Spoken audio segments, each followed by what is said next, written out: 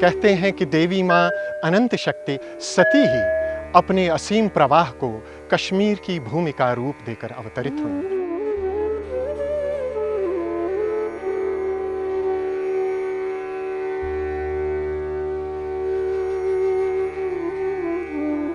जब भी किसी ने इस प्रवाह को बाधित या दूषित करने का प्रयत्न किया, मां सती उसे पवित्र करने के लिए नदियों के रूप में प्रकट हुई।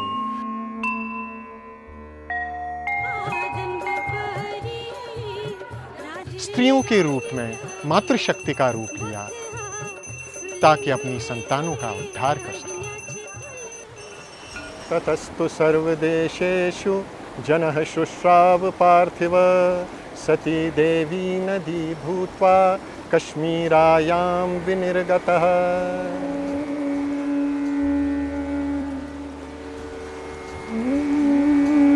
तब समूचे संसार के लोगों ने सुना कि माता सती वितस्ता नदी का रूप लेकर कश्मीर में उतरी हैं। इसी वितस्ता नदी के तट पर अनेक युगों में अनेक शक्ति रूपा स्त्रियों ने जन्म लिया है, जिनकी शक्ति का प्रवाह सदियों से होते हुए हमारे वर्तमान तक आया है और आज भी हमें शक्ति देता है। इसी शक्ति रूपा नदी का पहला पड़ाव है माता लंडेश्वरी। आज से 800 साल पहले वो थी।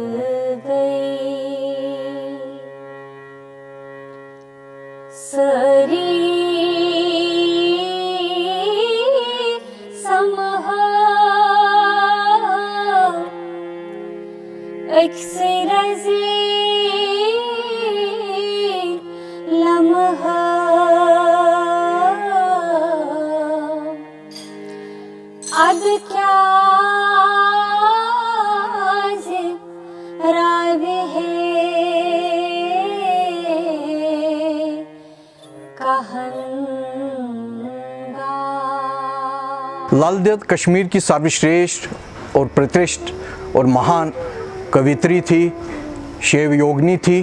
तो ऐसा कहें कि अतिशयोक्ति नहीं होगी कि वो दोनों का संगम थी। अच्छु सारे खुद बोड़ नाव लाल देद तमिस बोड़ मस्त कह नाव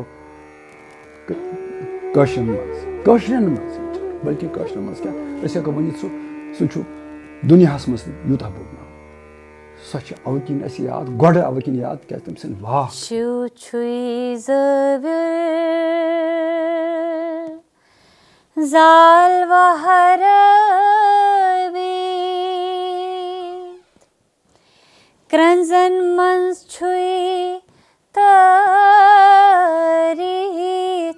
ket Zind nahi vuchhan Ad kati marit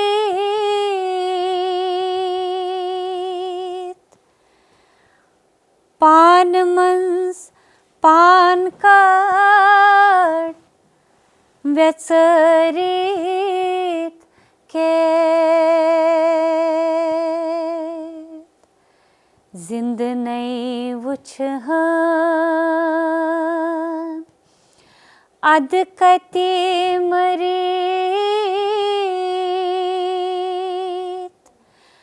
Pan mans pan kard Vetsarit ket लाल देद आसनस पे सिर्फ कंटेम्पोररी शहादत सो गई नंदरिशी युस वनान तस पदमा पोरिच लले यम गले अमृत वो सोई सन अवतार बवे तिथुई मे वारिंद तो जो She was a yogini in the tradition of Kashmir Shaivism at Arda Triambaka, and there were some very early yoginis sorry, who are quoted by Abhinavagupta with great reverence and great respect, and who had their own lineage of female followers and female saints. आज तान अगर वनकस वो वनकस पतमें 60-70 वरन वो सानी मज वादी मज गामन गुठन मज या शहरस मज दूर दूर तान कह बुजुर्गा कह बुजुर्ग जनाना कह बुजुर्ग मर्द कह लेखान कह नत कह लेखान कह नत कह कंपोज करान चाहे सह पन लेखान तो न पन हेकान लिखित तिम यह बूजमुत या किताब बने कुन जाए तथ कॉपी करान इस लेखनुक तो पानस निश मौजूद थवनुक मद यह खास टेंडेंसी हावान गगन से भूतल से गगन से भूतल से चुक दिन पवंत रात चुक दिन पवंत रात अर्घ चंदन पोष पोंचे चुक सोरेत लज क्या गगन से भूतल से। माता लल्लेश्वरी का ये एक ऐसा वाक है जो पृथ्वी पर रहकर कहीं भी गाया जाए तो हर चीज शिवमय हो जाती है। आनन टाक्यन पूंजन शमान जू छुम ब्रह्मान गर गथा सो तजुर्बा छु मगर यह कथ नीत गणित नीत यह कथ यह जबान ज़दा आम सारे खुद ज्यादा यह कोट करान क्या यह प्रत कंस बासान यह तमिस डेस्टिनी सत कुन नत कुन रंग रलान तमिस बासान यह मे गुदरियो यह लल वोनमुत अच्छा प्रत कंस पन्ने पन्ने रंग गुदरान गो सामूहिक तौर अस पे गुदरान। हमारे समय में पर्यावरण का जो संकट है वह इसीलिए है कि सृष्टि की हर रचना को हम शिव नहीं मानते, परम तत्व नहीं मानते।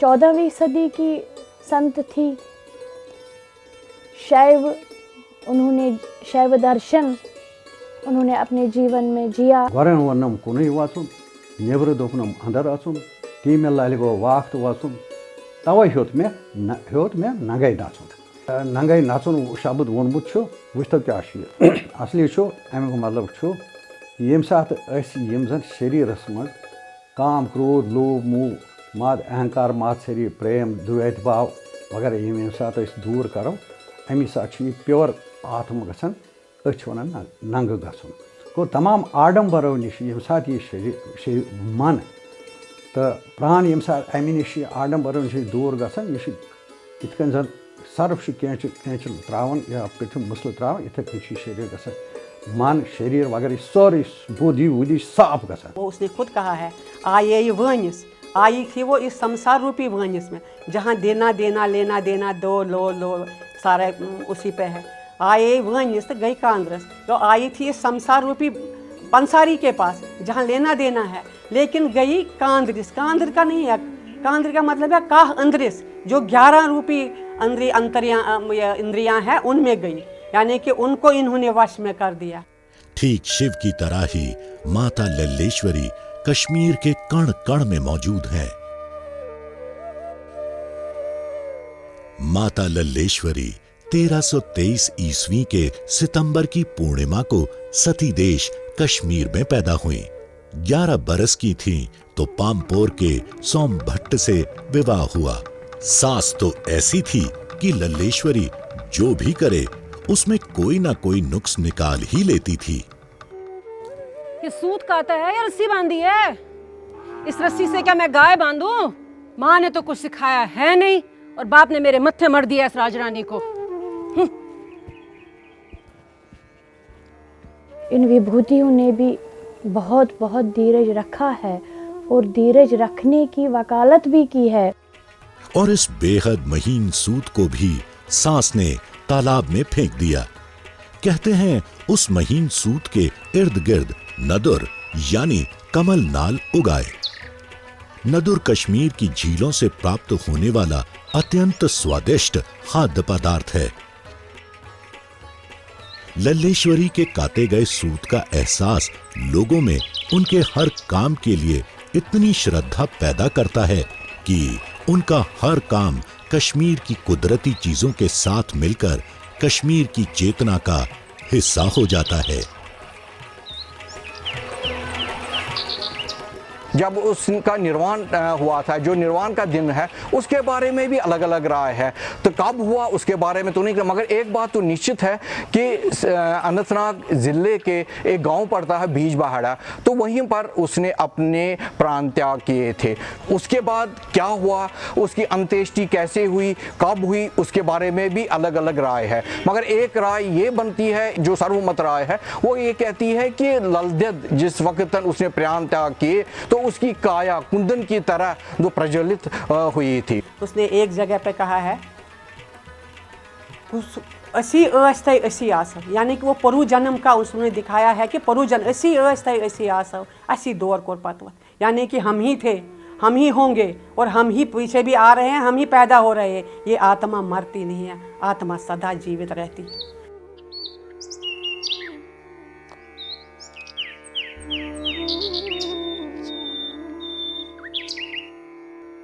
आचार हांजिन हुंद गोम कनन नदिर छूत हेयु माँ ये बूझ त्रुक्यो तिम चल वनन चेनुन छूत चीन्यु माँ। इस वाक में माता ललदेद ने नदुर यानी कमल नाल को शिव तत्व के समान माना है। आचार झील श्रीनगर के सौरा क्षेत्र में स्थित है। यहाँ माता ललदेद आचार झील को मनुष्य के आचार की झील के अर्थ में लेती हैं। नदुर यानी कमल नाल को नधरा यानी धरा पर उपलब्ध न होने वाली वस्तु के रूप में लिया गया है। शिव भी तो नधरा हैं, धरा पर उपलब्ध नहीं होते। यह बात त्रिक साधकों ने, शिव को प्राप्त करने की इच्छा रखने वाले साधकों ने सुनी तो वे अपने भीतर के वनों में भाग लिए, क्योंकि शिव तो अंततः अपने भीतर ही ढूंढे जा सकते हैं।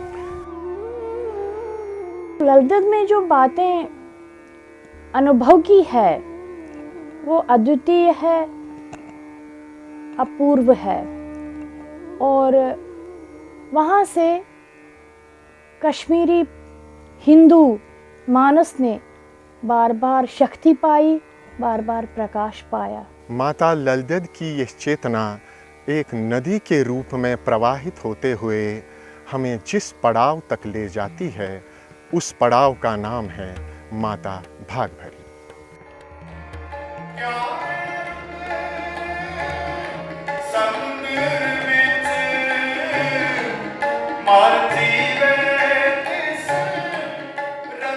मेरी पृष्ठभूमि में जो गुरुद्वारा आपको दिख रहा है, यही वो स्थान है जहां 1616 ईस्वी में सिखों के छठे गुरु श्री हरगोबिंद जी महाराज माता भागभरी के आह्वान पर आए थे।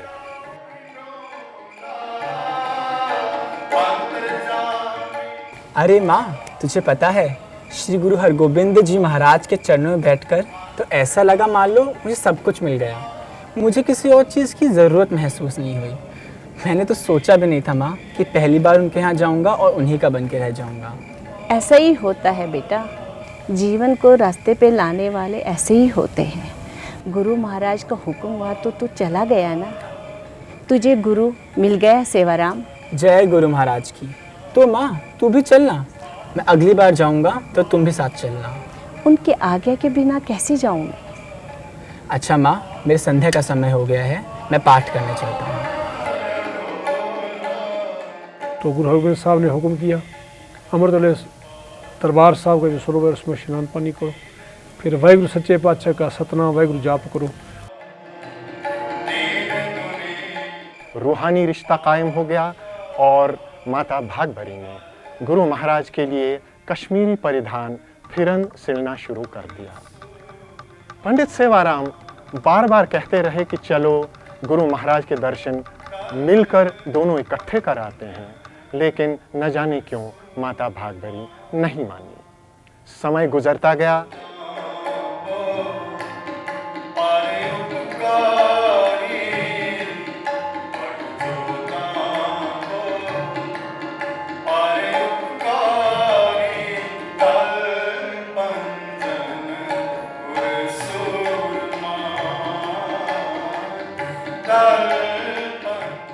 उम्र ढलती गई, आंखों की रोशनी भी चली गई, लेकिन भीतर ही भीतर वो आध्यात्मिक रिश्ता बना रहा।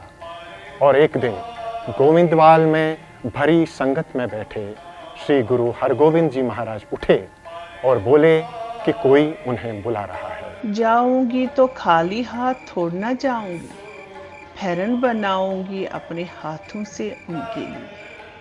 मेरे गुरु महाराज मेरा बनाया हुआ फेरन पहनेंगे। वे तुरंत अपने जत्थे के साथ निकल पड़े और श्रीनगर कश्मीर में हारी पर्वत के किले की दीवार के बाहर स्थित माता भागभरी के घर जा पहुंचे। माता ने हथी कत्या चोला साहब उन्हें चरणों पे चाड़िया और बेनती की थी, सतगुरु मैं गरीबन दी गरीबी दावे दी पेटा प्रवान करो। गुरु हरगोबिंद साहब ने उन्होंने पेटा प्रवान की थी। आंखें होती तो देखती कि कैसे लग रहे हैं मेरे महाराज फेरन पहनकर, पर आंखें तो पहले ही ले गए तुम। यही वह स्थान है जहाँ श्री गुरु हरगोबिंद जी महाराज ने अपने तीर के स्पर्श से धरती से जल प्रकट किया था।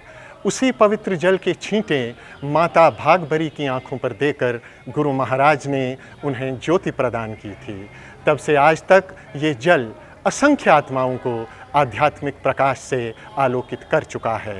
ये जल अनंत काल तक असंख्य आँखों को वह ज्योति प्रदान करता रहेगा, जिससे माता भागभरी उस सत्य को देख पाएं जिसके बाद कुछ भी देखना शेष नहीं रहता। गोविंद साहब माता के पास 10 दिन रहे। 10 दिन माता को बाड़ी नाम का जाप सुनाते रहे, सिमरन करवाते रहे, तो माता की अवस्था बन गई। माता ने कहा महाराज अपने चरणों में निवास करो, क्योंकि आपने हमारी फिक्र की है, मेरे बेटे को भी शांति बख्शी है। और दरबार साहब से इतनी दूर से ऊंचे ऊंचे पहाड़ लांग के आप मेरे लिए आए हैं, मुझे वाहिगुरु के साथ जोड़ा है। बस आप जैसा कौन हो सकता है जिसने मेरी फिक्र की है, तो अपने चरणों में निवास करो। गुरु हरगोबिंद साहब के चरणों में प्राण त्यागे। ये वही स्थान है जहाँ माता भागभरी श्री गुरु हरगोबिंद जी महाराज की गोद में गिरी थीं, और जैसा कि गुरु महाराज ने वादा किया था, उन्होंने माता भागभरी का अंतिम संस्कार अपने हाथों से किया। कश्मीर का सिख समाज आज भी माता भागभरी का नाम बड़ी श्रद्धा से लेता है।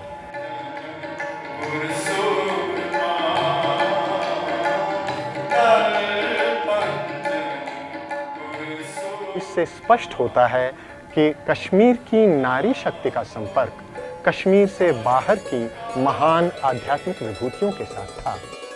माता भागभरी पारिवारिक थीं और उनकी आध्यात्मिकता को परिवार में ही विस्तार मिला, परंतु परिवार रुकावट बन जाए तो आध्यात्मिकता परिवार की दीवार को तोड़ देती है। माता लल्लेश्वरी ने ऐसा ही किया था और सांसारिक बंधनों को तोड़कर निकल जाने वाली यह आध्यात्मिक वितस्ता हमें अब जिस विभूति तक लेकर आती है उसका नाम है माता रूप भवानी। माता रूप भवानी के पिता पंडित माधवजू धर रोज इसी स्थान पर पूजा अर्चना के लिए आया करते थे।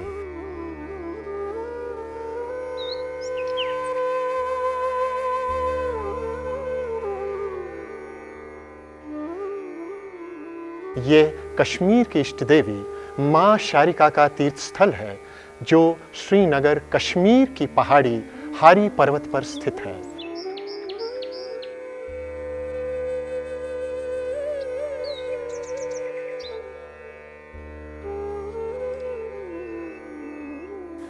पंडित माधवजू धर बरसों तक रोज घंटों मां शारिका के चरणों में बैठकर उन्हीं के ध्यान में मग्न रहा करते थे।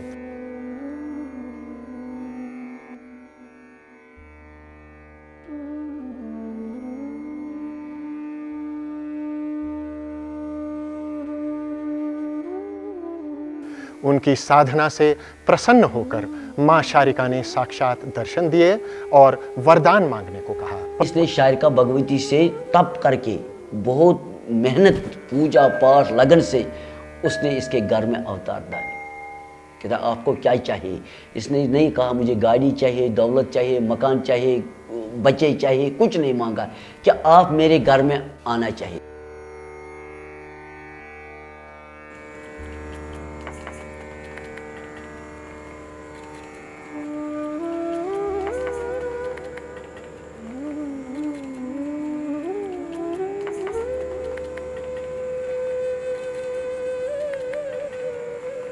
नौ महीने हो गए, माता रब्बवानी शारिका भगवती के रूप में, माता दर के रूप में घर इसके आ गई तो पैदा हो गई। माता दर को पता है कि ये शारिका भगवती के रूप में ये देवी है। माँ शारिका, आप स्वयं मेरे घर पे आ गई।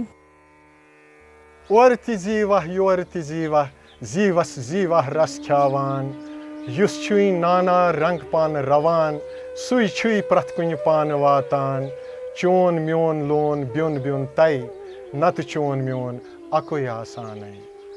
1620 ईस्वी में अपने जन्म के समय से ही माता रूप भवानी उस परमेश्वर को ही अपना सर्वस्व मानती रहीं।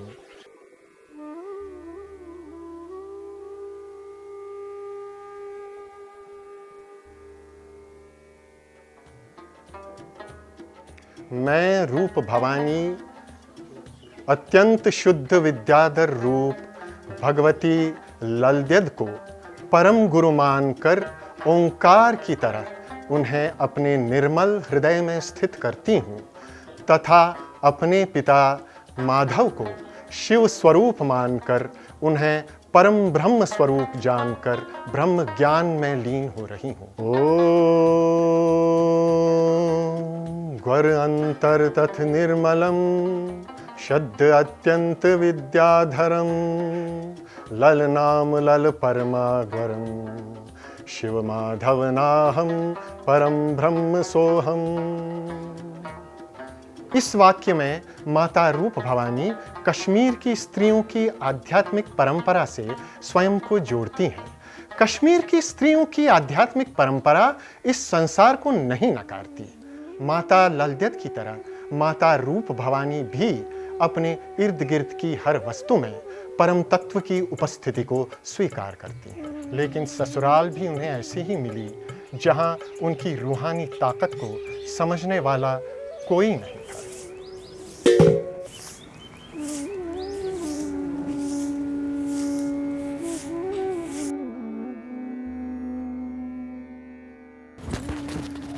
क्या है ये? जबान पेट में उतार ली है क्या? क्या है ये? माताजी, देगची है। मैं अंधी हूँ क्या? दिखाई नहीं देता मुझे देगची है? लेकिन देगची नहीं, तेरे बाप की औकात है जो छोटी सी देगची में खीर भेजी है।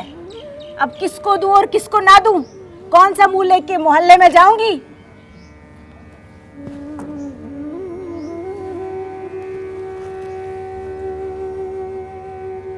अब बांट दीजिए, पूरी पड़ जाएगी।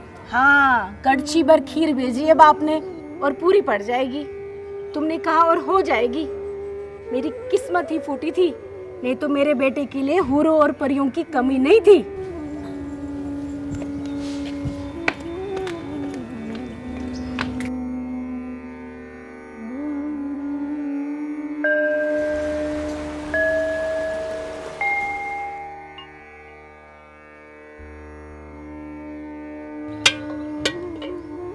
खीर बांटते बांटते मेरी बाहें टूट गई हैं और तू क्या देख रही है?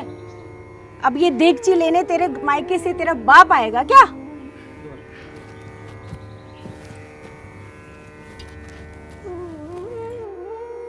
खीर की देगची की यह कथा समूचे कश्मीर में मशहूर है। इससे स्पष्ट होता है कि कश्मीर की स्त्रियों ने अपनी रूहानी ताकत का इस्तेमाल दुनिया में शांति कायम करने के लिए किया। माता ललद्यत की तरह माता रूप भवानी ने भी अपनी रूहानी ताकत का इस्तेमाल घर के भीतर और बाहर दुनिया में शांति कायम करने के लिए किया।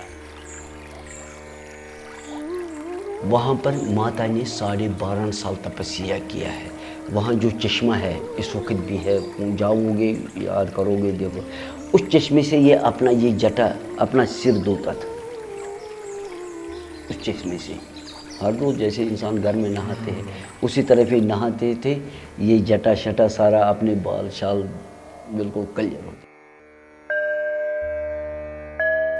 माता रूप भवानी के साधना स्थल मनगांव में इस मंदिर की स्थापना 1625 ईस्वी में हुई थी। माता रूप भवानी ने 10-12 वर्ष तक यहाँ तपस्या की थी। जब कोई फकीर आता है, कहीं महात्मा आता है, कोई कुछ बाबा जी आता है, कोई संत आता है, कहता है कि मुझे दया करो, मेरी आंखों में रोशनी नहीं है। इसने जब माता देखी वहाँ चलती तो इसकी माँ बाप भी आ गया, उसने उसको प्रणाम किया, पैर पकड़ा, वो किया कि हमारे बच्चे को रोशनी आना चाहिए। इसने कहा कि मैं क्या करूँगा, मैं कौन हूँ तो मैं आपको रोशनी आपके बच्चे को लाऊंगा। तो उन्होंने भी नहीं छोड़ा। हाँ बोला अया वाल ये खन क्रूर खन खन सारी मेचोर खाल यम सात क्रीलिस पोन गसी ज़ाहिर तो ये अछन गाश। तो अब अंधा बेचारा माता ने, उसके माँ बाप ने भी थोड़ा सा वो बिलचा गेती शेती लाया, थोड़ा थोड़ा किया है। उधर उस जगह पानी निकल गया, थोड़ा ही असर लगा है पानी निकलने का कि जब कुआं खोलते थोड़ा सा नजर आया। पानी जब निकलने लगा तो अंधे को ये आ गया। पूरी दुनिया को ये हो गया कि माता ने इस तरह किया, अंधे को रोशनी आ गई।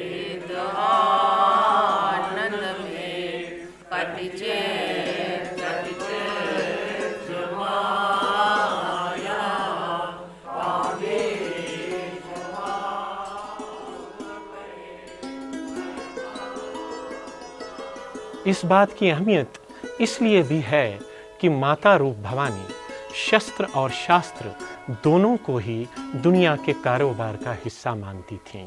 युस कंद बसमह करे पसमंद त्युहुंद शिन्या रूप शास्त्र शस्त्र क्या मुसरे लोहार अगन सुमार्यस दी क्या न सुमंगे क्या न सुमरे ध्यान सुवरे बीतई पान। 18वीं सदी में जब कश्मीर में पठान चारों ओर आतंक मचा रहे थे तो उसने अपने शरीर को एक ऐसा अस्त्र बना दिया था। क्योंकि वो बहुत सुंदर थी, अति सुंदर थी, ज्ञानी थी और कईयों को ऐसा लग रहा है कि शायद वो योग नहीं साध रही है, वो कुछ ऐसा एक तरीके का ढोंग कर रही है। वह चरित्रहीन मानी जाती थी। कोई भी मर्द उसके पास आ सकता था, लेकिन जब वहाँ से बाहर निकलता था तो उसके शरीर की गुफा भस्म हो चुकी होती थी। लेकिन आस्ता आस्ता समाज में पता चला कि एक योगिनी हमारे मोहल्ले में रह रही है। इस महात्मा स्त्री का नाम है माता बगड़ज। वह उन सभी आत्माओं को पवित्र करती थी जिन्होंने भोग विलास को ही अपने जीवन का उद्देश्य बना लिया था। लेकिन खास बात इसमें यह है कि बड़े बड़े संत कश्मीर में हुए, लेकिन उनके नाम पर कोई जगह नहीं है। लेकिन जो भाग्यश्वरी है उसके नाम से एक पूरा मोहल्ला ही है रहनावारी को, जिसको अब ऐसा नाम पड़ा है जिसको बगड़जी बोलते हैं, जिसे उस समय के महानतम संत जीवन शाह परमात्मा से जुड़ा हुआ। तुम जाओ यहाँ से, मुझे इसे अकेले में बात करनी है। जी स्वामी जी, लेकिन इसे हो क्या गया है? 3 दिन पहले तक तो ठीक था, अब कहने लगा दुनिया कुछ नहीं है, शरीर कुछ नहीं है, खाना भी ठीक से खाता नहीं है। तुम जाओ, तुम्हारा बेटा समझ गया, तुम नहीं समझे। तुम जाओ। जो आ गया स्वामी जी।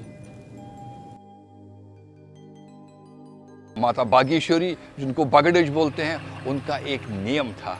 वो नियम था कि हारी पर्वत रोज़ सुबह वो 4 बजे जाती थी, चाहे गर्मियों का समय हो चाहे सर्दियों का समय हो। और सर्दियों में -20 जब टेम्परेचर होता था और 3 फुट का बर्फ होता था और वो बर्फ से रास्ता निकालकर माता की आराधना करती थी। बेटा, बगडज महान आत्मा है, जिसको भी उसने छुआ है वैराग्य हो गया, पवित्र हो जाता है, शरीर से परे हो जाता है। तभी तो बगडज कहलाती है वो। तुम सौभाग्यशाली हो बेटा कि तुम्हें बगडज ने छुआ है। ये परंपरा हमारे यहाँ 2000 साल से है। जब अमरनाथ जी की यात्रा होती थी कश्मीर में, 2 जगह लंगर चलता था रहनावारी में। एक को बोलते हैं जोगी लंगर, एक को बोलते हैं गाठ जोगी लंगर। और जो गाठ जोगी लंगर था, वहाँ पर बगडज जी खुद साधुओं को भोजन करवाती थी, अपने हाथ से भोजन करवाती थी।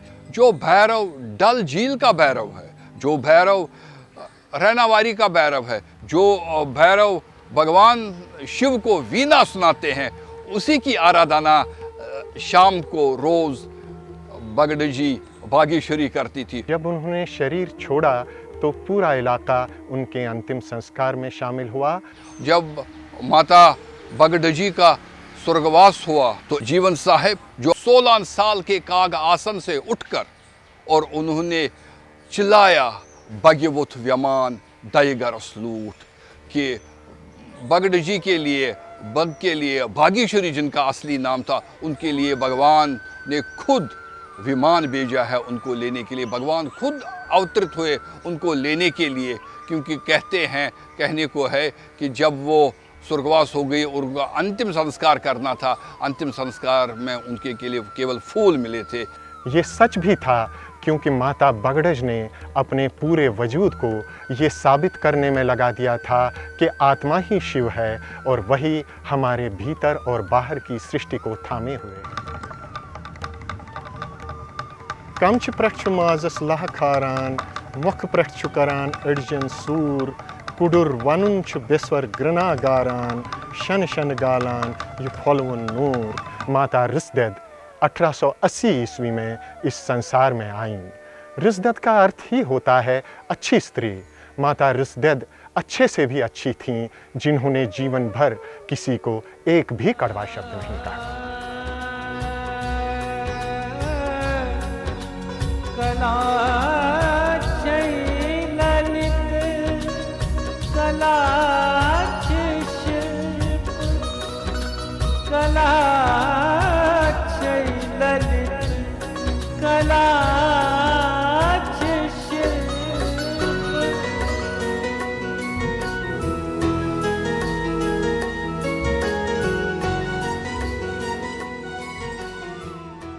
प्यार के ये गीत, किसी को दुख न देने के ये गीत जो माता रिस्दद के वाकों में मिलते हैं, उन्हें उनकी बहू धनवती ने उसी समय कागज़ पर लिखा था जब वे माता रिस्दद के मुंह से निकले।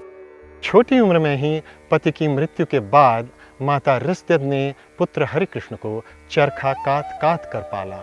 वह बड़ा हुआ और नौकरी के लिए बाहर रहने लगा। बहू धनवती सास के साथ ही बनी रहीं, लेकिन माता रिस्दद ने चरखा कातना न छोड़ा। चरखे के साथ साथ ही उनके भीतर ब्रह्मांड का चक्र भी चलता रहा था। सृष्टि और भाग्य के चक्र उन्हें दिखाई देते रहे थे। इसके साथ ही उनके भीतर काव्य का चक्र भी चलता रहा था।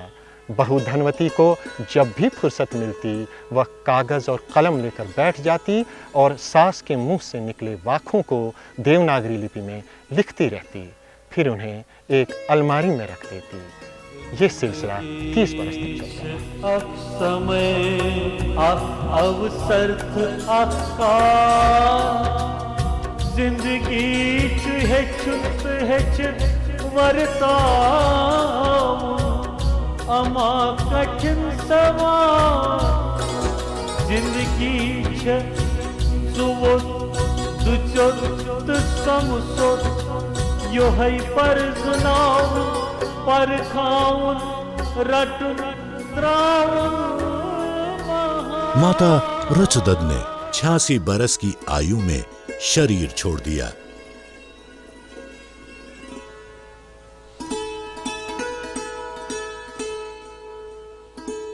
जीवन की गहमा गहमी में धनवती उन वाकों को भूल ही गई थी, जो उन्होंने 30 बरस तक मेहनत करके कागज पर उतारे थे।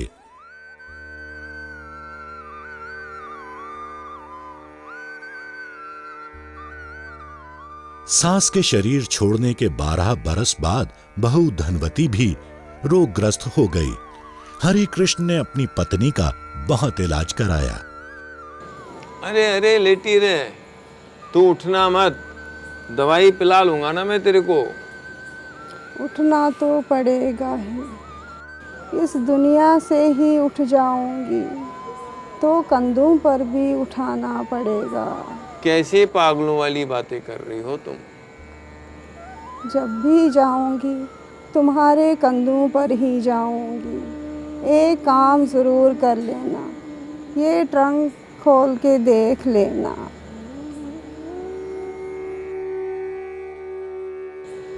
बेकार की बातें मत करो, लेट जाओ।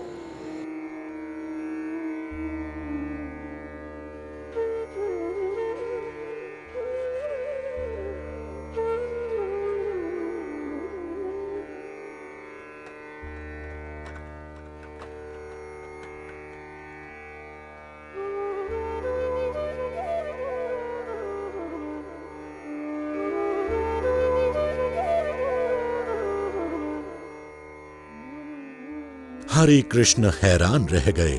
उनकी पत्नी के हाथों लिखे उनकी मां के लगभग 400 वाक उनके सामने थे। अपनी मां की रूहानी ताकत का तो उन्हें पता था, लेकिन यहां सास बहू का रूहानी रिश्ता उनके सामने था। माता की शायरी दुनिया के सामने इसीलिए आई कि उनकी बहू धनवती ने घर बार संभालने के साथ साथ अपनी सास के साथ बैठकर उनकी आत्मा की पवित्रता को कागज पर उतारा था और अपनी इस साधना को 30 बरस तक किसी स्वार्थ के बिना किया था।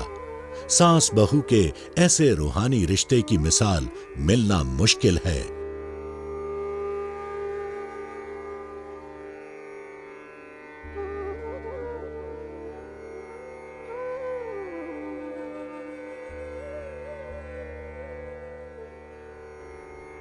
सती देश कश्मीर समय समय पर अनेक शक्तिपुंजों को जन्म देकर संसार को आध्यात्मिक प्रकाश से आलोकित करता रहा है।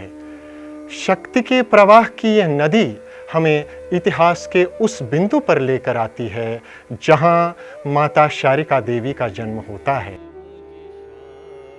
देवी जी का जन्म 1913 में हुआ था और शिवलोक में वह 1991 में चली गई। देवी जी का विषय था, आदर्श उनका था, अभिमानम सुरापानम, गौरवम गौर नरवम रौरवम, प्रतिष्ठा सुकरी विष्टा, प्रेम चष्टा सुखी भवे। She was a yogini in the tradition of Kashmir Shaivism, Arda Triambaka, and there were some very early yoginis. After that only I read that Swamiji used to go to Sharika Devi Mandir with Devi Ji and spend the whole night there in Samadhi. So it was a kind of fusion of the two Sharikas. 13 वर्ष की आयु में उन्होंने ईश्वर स्वरूप स्वामी लक्ष्मण जी से अनुरोध किया कि वे उनका मार्गदर्शन करें। To Sharika Devi I discovered another face, because Shakti is multi-powerful and she can manifest herself in different ways and in different experiences. Different people who go there have different experiences. With me, every time I go, there's a new experience. And I could associate it with Devi Ji, whom I had known and who had blessed me and who had established that connection with the goddess, with the Devi.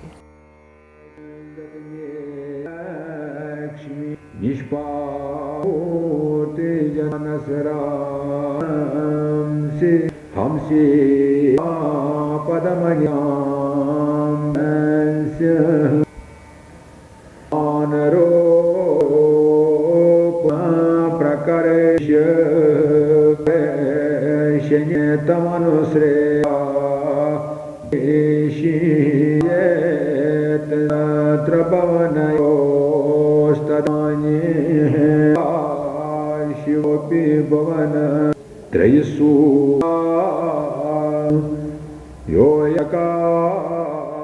Swami ji का था उद्यमो 12वां। जितना उद्योग करोगे, जितना watch your breath, ये स्वामी जी कहा करते थे। Swami Lakshman Chu, my guru, and Devichi and Prabhuji, I didn't go to any other temple, or that was my main focus, my main pilgrimage. Shabdamayi, you are, oh goddess, you are Shabdamayi Kilatetano. Your body is embodiment of sound. No, you cannot listen any sound if goddess is not there, if Bhagavan Shiv is not there. Then it is Mard, he is dead. Who are quoted by Abhinavagupta with great reverence and great respect, and who had their own lineage of female followers and female saints. So I have understood that she was in that lineage of the yoginis. Sharika जी को हम लोग दिदा प्यारी कहते थे घर पे, और प्रभा जी को हम बहन प्यारी कहते थे। तो हमारे लिए तो बचपन से दिदा प्यारी बहन प्यारी, क्योंकि हमारे फादर की सिस्टर्स थी, पुफी थी हमारी, और वो घर में जब भी आते थे हमको तब बचपन में तो पता ही नहीं होता था कि ये किस लेवल के महात्मा हैं। Acharya Rameshwar, who has written a lot of stotras on Deviji, he identifies her with the Devis Kirpavani and Charika Devi. He identifies her. So he also had that experience that she was the Devi in human form. तो हम तो उनको अपने एक रिश्तेदारी के हिसाब से ही खेलते रहते थे, बातें करते थे, जो भी मन में बात आती थी उसकी उनसे चर्चा हो जाती थी। लेकिन हम लोग उनसे आलू मांगते थे। लिखा हुआ है।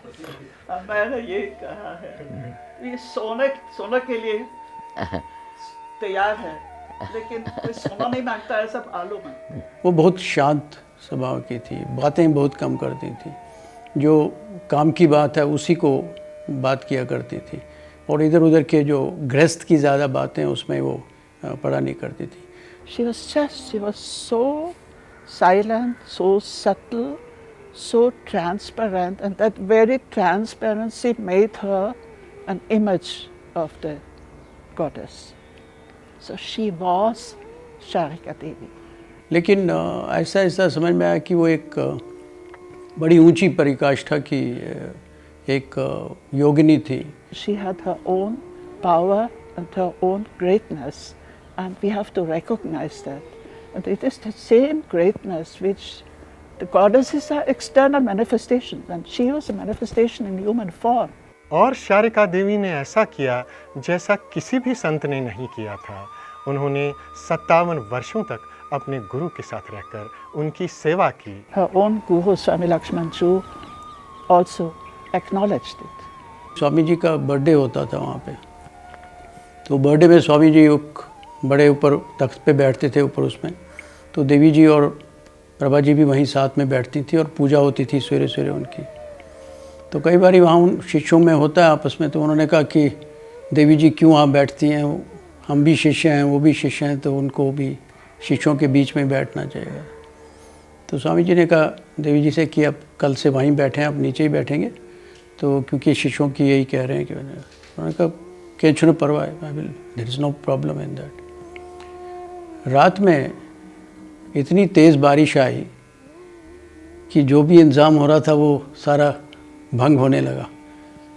तो अब स्वामी जी का तो बहुत ऊंचे थे, तो हमें मालूम है वो चाहते तो कुछ भी हो जाता था।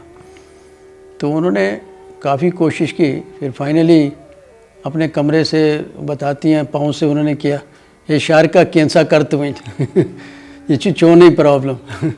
तो फिर मैं क्या कर, तो फिर ना इसको कर, ये कर रूद बंद, इस बारिश को बंद करवाओ, ये जो भी तू कहेगी वही होगा, जहाँ तू बैठती थी वहीं बैठेगी, ये कैसी रूद बंद का सुन। तो फिर मैं मारा करने की ना मुझे खबर इसी चो नहीं आती। And by 5 o'clock in the morning the rain stopped, everything went, and function जैसे भी पहले होता था उसी तरीके से होने लगा। उनका आध्यात्मिक स्तर ऐसा था कि उनके गुरु स्वामी लक्ष्मण जी ने उनके लिए एक मंत्र की रचना भी की। परा भैरवलिन्यै पराशक्त्यै श्री शारिका देव्यै नमो नमः। कि आंखों से कितना शक्ति, ये तो और फिर मुझे आशीर्वाद दिया है, और उसके बाद तो कुछ बोली नहीं, उसके बाद तो समाधि चली गई। वे सचमुच उसी पराभैरव में लीन थीं जिसमें माता ललद्यत से आरंभ करें तो हर स्त्री संत उसी स्थिति में थीं। After the samadhi of both the saints, one of the followers said, "Why don't you go to Hariparvat, to Sharika Devi's temple?"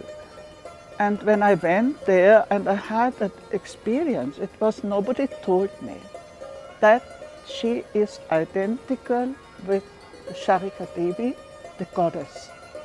And it was something so powerful I cannot describe. आज की पीढ़ी इस परंपरा को वहन करने के लिए तैयार है। ईश्वर कश्मीर में रह रही विमर्शी कौल एक ऐसी लड़की है जो इस परंपरा के आवेग और शक्ति को अभिव्यक्ति देने में समर्थ है। Kashmir Shaivism is not a religion that you have to fight for. It's a great tradition. It's a practical system of attaining supreme God consciousness through self-realization. It's a great tradition which is full of love for universality, love for totality. Kashmir Shaivism is unification of Shiva and Shakti. Kashmir Shaivism is actually the answer of all your questions. Kashmir Shaivism is the key to come to your own self. If you're finding who you are, if you want to know who am I, then you have to come to this key and open up the locks of Kashmir Shaivism. यह बच्ची एक संभावना है जो इस बात का सबूत है कि कश्मीर की संत स्त्रियों की आध्यात्मिक परंपरा रुकी नहीं है। यह परंपरा मानवता की वह बहती हुई वितस्ता नदी है जो सुहागिन की मांग की तरह कश्मीर को दो भागों में बांटकर इसे संवारती है। यह वह नदी है जिसके जल से सभी जन्मों के पाप धुल जाते हैं। तस्या मध्येन निर्याता सीमंतमिव कुर्वती वितस्ता परमा देवी साक्षात् हिमनगोद्भवा।